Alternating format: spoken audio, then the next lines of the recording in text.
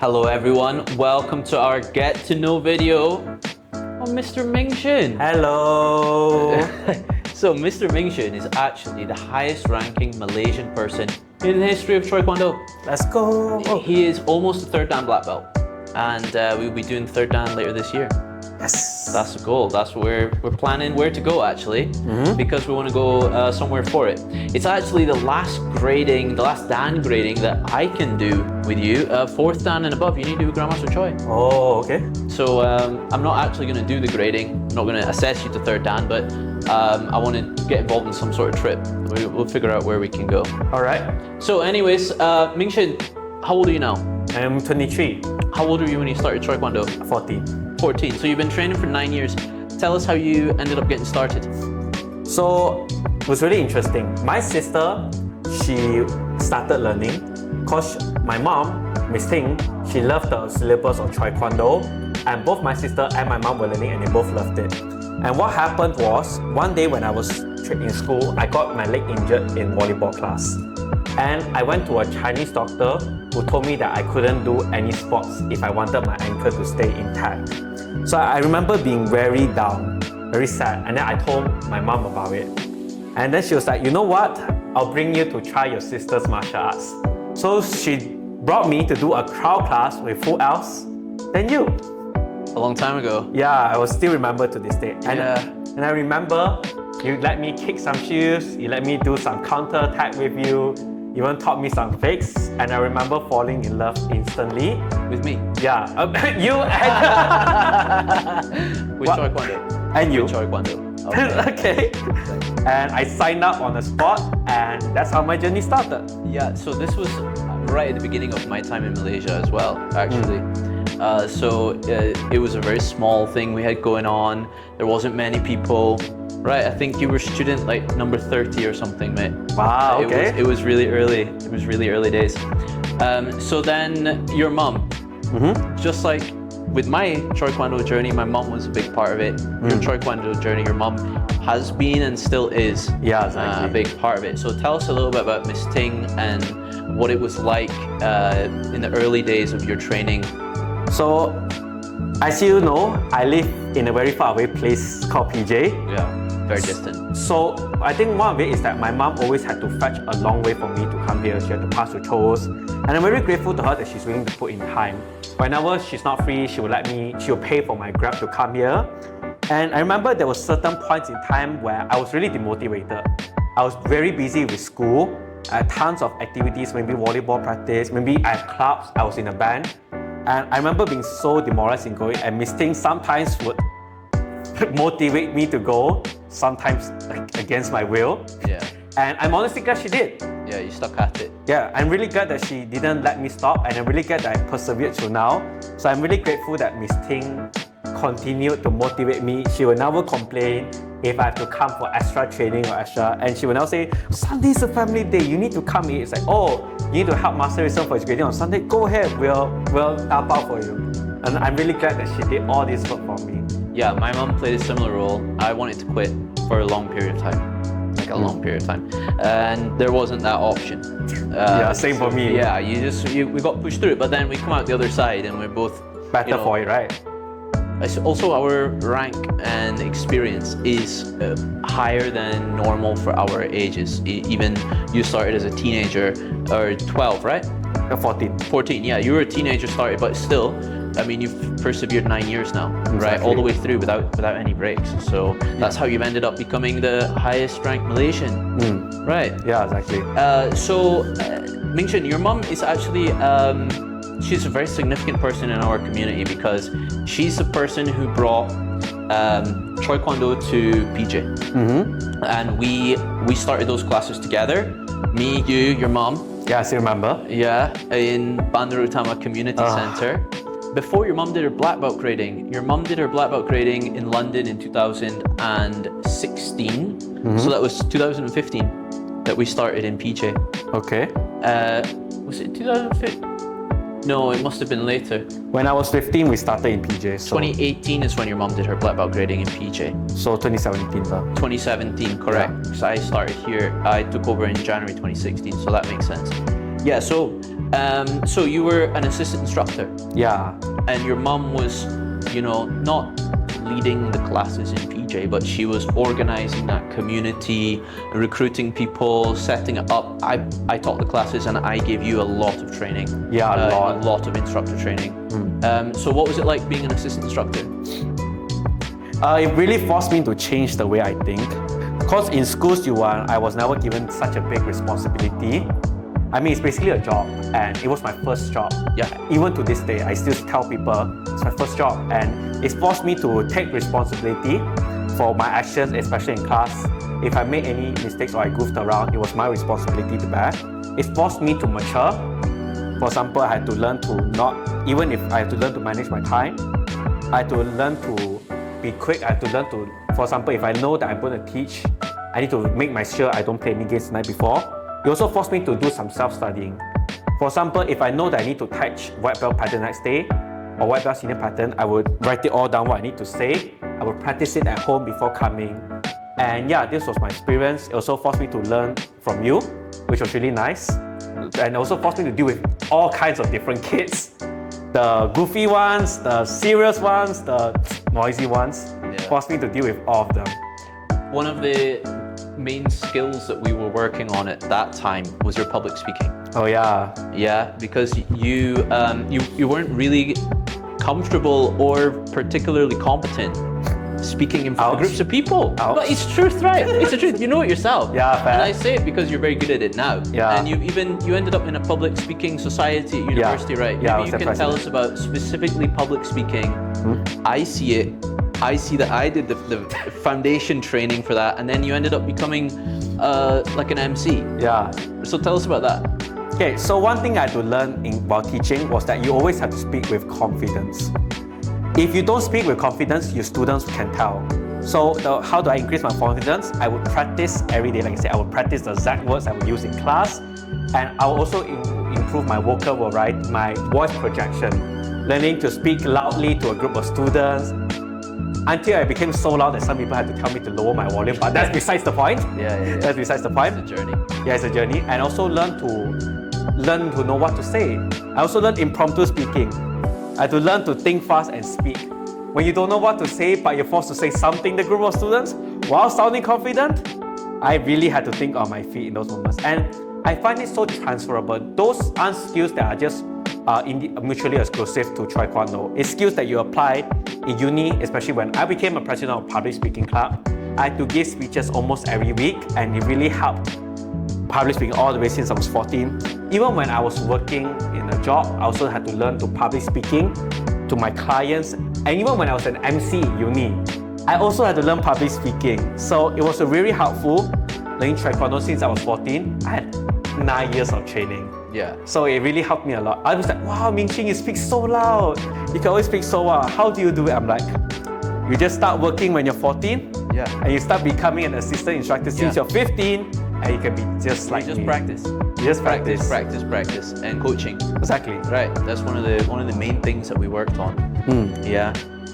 All right. Then, so you were our protege in PJ. Yeah. Right. That was the kind of role that you played in our community. 15, 16 years old, and then we get to 17, and you're getting ready for a black belt grading. And with your mum being as she is, she likes to invest in your education and your international exposure. And also she wanted to bring credibility to your Choi Kwang Do experience. You absolutely could have done your black belt grading here in Malaysia. Exactly. You absolutely could have done. I think I even did my mock grading in Malaysia. Yeah, of course. And you done 7 black belt gradings here, right? Yeah, exactly. At least 1 or 2. But it's special if you earn your black belt grading in London. Exactly. It's also special if you get, that was your first time traveling to UK? Not just UK, Europe. It was my Alright. first time leaving the continent actually. Big experience. Exactly. So what was it like? You went to Adapt Choi Kwang Do. We've had a long history with Adapt Choi Kwang Do. We've had Dominic here for 7 months, who came from Adapt. We had Severa here last year. Yeah. Oh, I had a fantastic time with her. We had the Dave Pickett, one of the 2 main instructors there. He's been to Malaysia like 3-4 times. And then we visited them in November. You were the Malaysia to London end of our instructor exchange. So what was it like? It was really eye-opening for me, because at that time I haven't even lived, it was first time in Europe, so it was nice to see London first of all.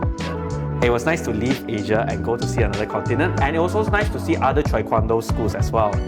And it was nice seeing how other communities run their schools, and it was nice interacting with them. I learned a lot about how they treat certain drills and how they practice it, and some of the things that they taught and the way they treat their students, I still carry it to this day. Remember, right as I came back from London, my teaching skills improved a lot, because I got to learn from David. He's very good. Exactly. He's very good. And Master Manisha Pickett. Exactly, both of them were very good. They're extremely good instructors. Yes, and I got to learn to see firsthand how they taught. Yeah. And I remember even being able to help teach certain parts of the class as well. I was given the honor and the chance, the opportunity to teach. Yeah. And it was really nice to see different kids, different instructors as well. The Choi Kwang Do part is part of it, right? Yeah. Separate from the Choi Kwang Do, right? And that's one of the reasons I adapt Choi Kwang Do so much. They're just great people. They're great hosts. They're great humans. They're great hosts.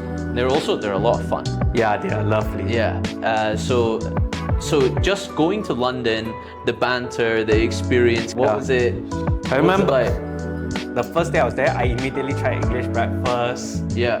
And I remember it being so, I learned so many things there. I tried so many things. I got to see so many new sights. And I remember being so at home. It's so funny how I could be over 20 hours from my home and still feel like I belong in a family with David and Malaysia Pickett. I got to watch Star Wars with them.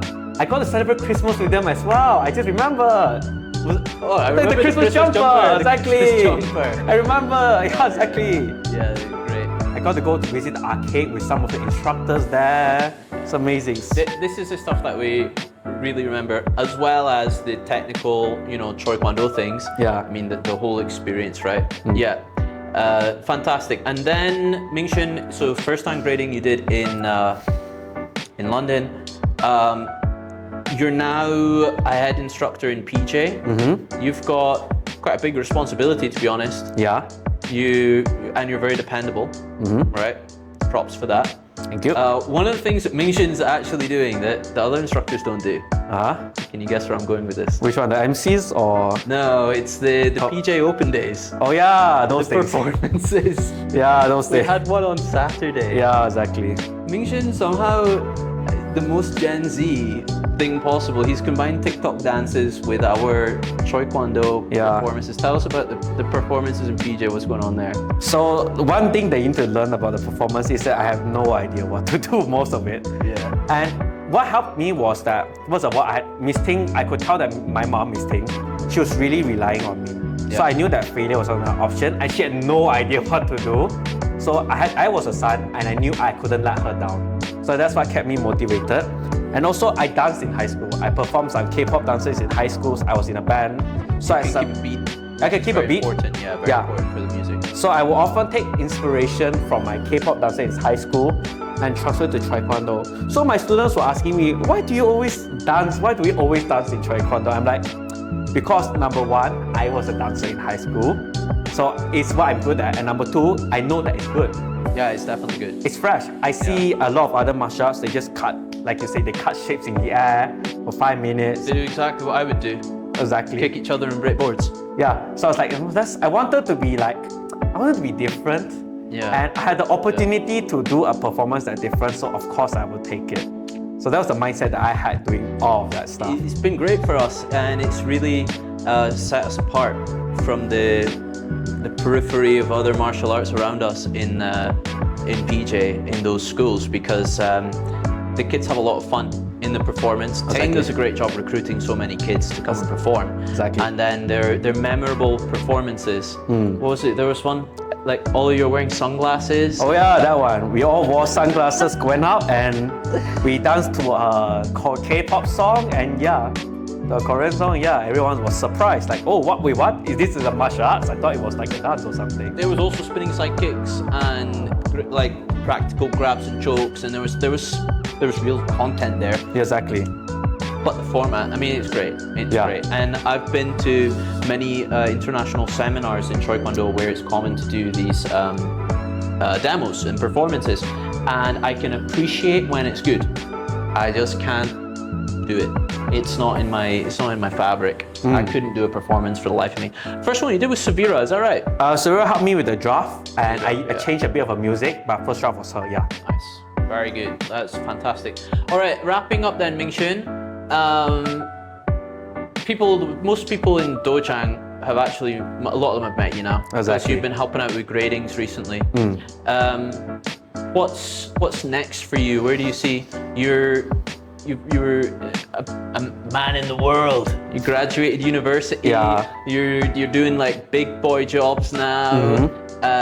You third dan on the horizon. What's next in your Choi Kwang Do journey? So I think I would like to grade to third dan first of all. Yeah. And I would just like to keep going. Cause I feel like third dan isn't the end for me, honestly. And I would like to keep training maybe until I'm fourth dan, maybe until I'm fifth dan, until I'm forced to stop. Because I like learning Choi Kwang Do. I love teaching Choi Kwang Do. You're very good at it. Yeah, and a lot of people have told me, Ming Xun, you're so tired, you're so busy from work. Why do you keep teaching? Why do you spend time teaching? And I always answer saying, because I love the job. It's very rewarding, isn't it? And I love interacting with kids, I love teaching kids, I like talking to kids. And I feel like I have a teacher's heart, and I would like to express it. You know, you already have students, even at your age, because you've been so consistent as an instructor, you've got students that you've seen from white belt to first time black belt. Exactly, I have. Already have it. Yeah. Right, you're very young actually to have that. Yeah. To be fair, I think to be honest, I was the same age when I had it for the first time as a head instructor, taking someone right the way through. But we were both very young for it, right? Yeah. It's very significant, and it satisfies you, right? It's very rewarding. It feels like you're like a little big brother in their childhood. Yeah. It really makes me feel. That's why I try to attend your grading, because it feels like seeing my younger brother grow up, graduating from Choi Kwang Do. It feels nice, very rewarding, very satisfying. Nice. And you know, Ming Xun, I tell you from experience, if you leave and you pass it on, it's tricky to come back. Very tricky, yeah. It's if you've left and you've guided people through this far. If you do take a year or two out, you can recover, you can, but it's you end up missing it. I missed it a lot when I took a break from teaching. I missed it a lot. So I'm with you, man. That's why we do it. Yeah. That's why we do it. All right, Ming Xun. Yeah. Thanks. Now I hope you know Mr. Ming Xun.